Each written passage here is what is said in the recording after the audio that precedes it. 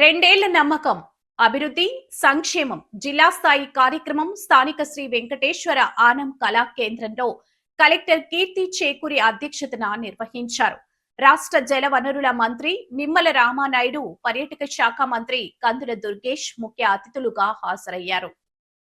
వారు మాట్లాడుతూ కూటమి ప్రభుత్వం రెండేళ్ల పాలన పూర్తి చేసుకున్న సందర్భంగా రాష్ట్ర వ్యాప్తంగా రెండేళ్ల నమ్మకం అభివృద్ధి సంక్షేమం కార్యక్రమాలను నిర్వహిస్తున్నట్టు తెలిపారు. గత రెండేళ్లలో ప్రభుత్వం అమలు చేసిన అభివృద్ధి కార్యక్రమాలు, సంక్షేమ పథకాలు, వివిధ రంగాల్లో సాధించిన ప్రగతి, లబ్ధిదారుల జీవితాల్లో వచ్చిన మార్పులను ప్రజలకు తెలియజేయడం ఈ కార్యక్రమం ప్రధాన ఉద్దేశమని పేర్కొన్నారు. ప్రభుత్వం ప్రజలకు ఇచ్చిన హామీలు అమలు, పారదర్శక పాలన, విద్య, వ్యవసాయం, మౌలిక వసతులు, మహిళా సాధికారత, ఉపాధి కల్పన తదితర రంగాల్లో సాధించిన విజయాలను ప్రజలకు చేరవేసేందుకు ఈ కార్యక్రమం వేదికగా నిలుస్తోందన్నారు. కలెక్టర్ కీర్తి చేకూరి, ఎమ్మెల్సీ సోము వీర్రాజు, ఎమ్మెల్యేలు Adireddy Srinivas, Gorantla Butchaiah Chowdary, Bathula Balaramakrishna, Maddipati Venkatrao, Vegulla Jogeswararao, Nallamilli Ramakrishnareddy, Muppidi Venkateswararao, Settibalija corporation chairman Kudupudi Satyababu, RUDA chairman Boddu Venkataramana Chowdary, JC Maika Swaroop, DEO Vasudevarao, Burugupalli Sesharao, Vegulla Leelakrishna, Nallamilli Manoj Reddy, BJP జిల్లా అధ్యక్షుడు పిక్కి నాగేంద్ర తదితరులు మాట్లాడారు. ప్రభుత్వం ఒక వినూత్నమైనటువంటి ప్రయోగాన్ని చేసినటువంటి ప్రభుత్వం. గతంలో కూడా కూటమి కానీ కొన్ని పార్టీలు భాగస్వామ్యం తీసుకోలేదు. ఇవాళ మాత్రం కూటమి ప్రభుత్వంలో 3 పార్టీలు, ప్రధానమైన పార్టీలు తెలుగుదేశం పార్టీ, అదేవిధంగా జనసేన పార్టీ, భారతీయ జనతా పార్టీ, 3 పార్టీలకు సంబంధించినటువంటి భాగస్వామ్యం సమానంగా ఉంది.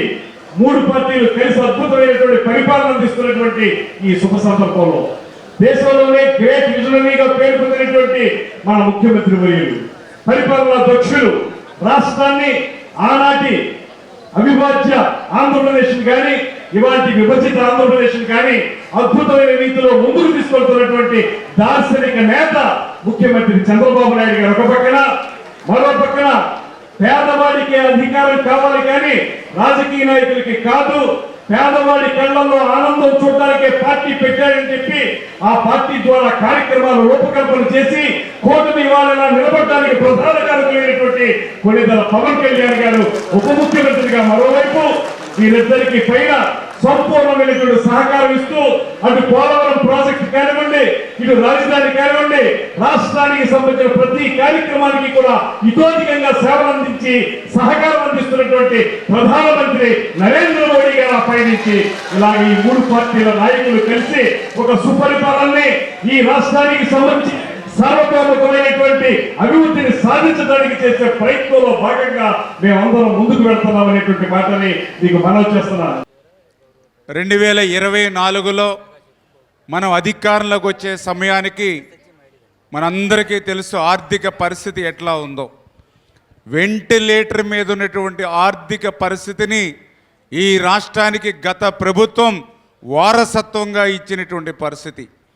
అటువంటి వెంటిలేటర్ మీద ఉన్నటువంటి ఆర్థిక స్థితి నుంచి ఈ యొక్క 2 సంవత్సరాల్లో ఆంధ్రప్రదేశ్ రాష్ట్రంలో జరుగుతున్నటువంటి అభివృద్ధి సంక్షేమాన్ని మనం ప్రతి నిత్యం కూడా మనం చూస్తూ ఉన్నాం.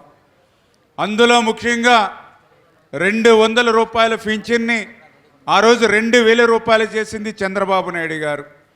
ఆ 2000 రూపాయల పింఛన్ని 3000 రూపాయలు చేస్తానని 1000 రూపాయలు పెంచడానికి 5 సంవత్సరాలు పట్టింది గత పాలకుడికి. ఈరోజు 4000 రూపాయలు చేస్తామనేటువంటి పింఛన్ని 4000 రూపాయలు కాదు, ఏప్రిల్ నెలలో మాట ఇచ్చామని ఏప్రిల్, మే, జూన్ 3 నెలలు 3000 ప్లస్ 4000 7000 రూపాయలు అక్షరాల ఆ ఇంటి గడప దగ్గర అందిస్తున్నటువంటి ప్రభుత్వం మన కూటమి ప్రభుత్వం.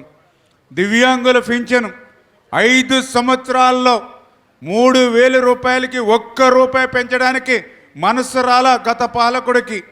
కానీ ఈ ప్రభుత్వం ఆ 3000 రూపాయలకి పింఛన్కి 500 1000 రూపాయలు కాదు, 3000కి 3000 కలిపి 6000 రూపాయలు ఇస్తున్నటువంటి ప్రభుత్వం ఈరోజు కూటమి ప్రభుత్వం.